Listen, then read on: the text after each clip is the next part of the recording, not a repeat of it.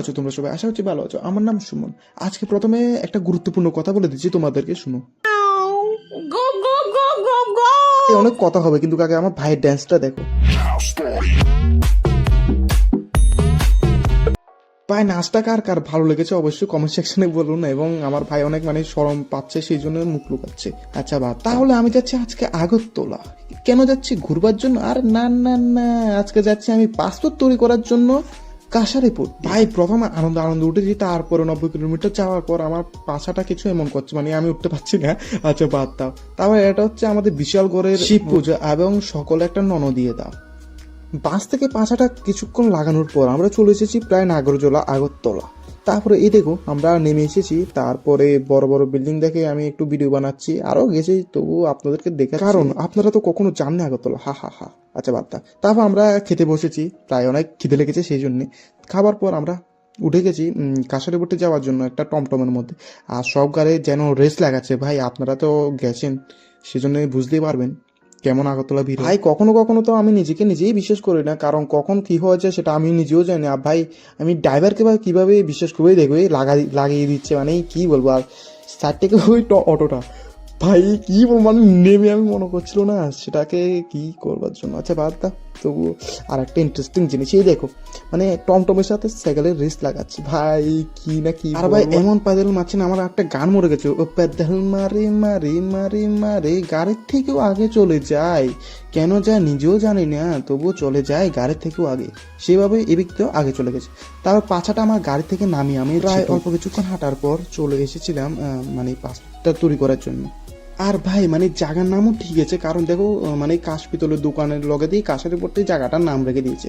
আর তোমরা দেখতে পাচ্ছ যে আমরা মোটামুটি চলে এসেছি এবং বিল্ডিংটা, আর তোমরা এটা পজ করে পরে নিও কি লেখা আছে এতে। তারপর আমরা 15-20 তলা চড়ার পর প্রায় চলে এসেছি। আরে মজা হচ্ছে না, পাসপোর্ট অফিসটা প্রায় 2nd ফ্লোরেই ছিল, যেখানে সকল ধরনের মানুষের পাসপোর্টটা তৈরি করা। ভাই পাসপোর্ট অফিসে আমি কোনো ভিডিও বানাইনি, কারণ ভিডিও বানানো এখানে এলাও না।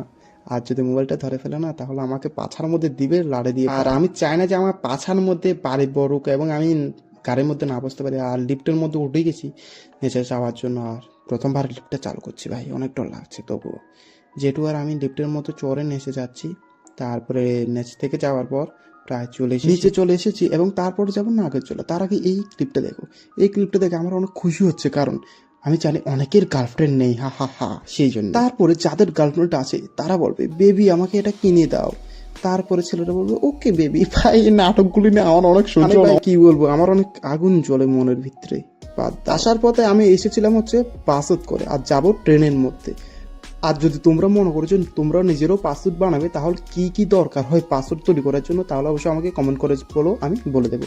আর আমি স্টেশনের মধ্যে চলে এসেছি এবং স্টেশনে আসার পর লগে কি বলবো 5টার মধ্যেই ট্রেনটা ছেড়ে দিল। ভাই একটু যদি 2 মিনিটও যদি লেট হতো, তাহলে আমি আর ট্রেনের মধ্যে উঠতে পারতাম। আর তোমরা দেখতে পাচ্ছ যে স্টেশনে ভাই অনেক ভিড় হয়, আর অনেক মানুষই উঠতে পারছিল না, এবং যে পুলিশ তারা আছিল না, তারাও অনেকদেরকে ধরছিল। আর মোটামুটি প্রায় সব সিট ফুল ছিল এবং নাম্বার পথে ভাই অনেক ভিড় ছিল বিলুনি স্টেশনে। আমার বাড়ি তো জুলাইবাড়ি। আর একটা ছেলে ভাই আমার দিকে এমনভাবে না তাকাচ্ছিল যেতে আমি কি না কি করেছি, তবুও ভাবতাম আমার কাছে অনেক মজা লাগে এটি দেখে। তারপর আমার ভাইকে কল করার পর সে আসলো পিলাক বাজারে, স্টেশনে আমাকে নিতে। তারপরে এটা হলো আমাদের মা কালীর মন্দির। তারপর সবাই এখানে আনন্দ করবে। আনন্দ বলতে এখানে কি জানি হচ্ছে না, ওই খাওয়ানোর জন্য, খিচুড়ি খাওয়ার জন্য। এবং আমি আর আমার ভাই তোমাদেরকে হাই বলে দাঁড়ো ফ্ল্যাশ লাইটটা অন করে নি।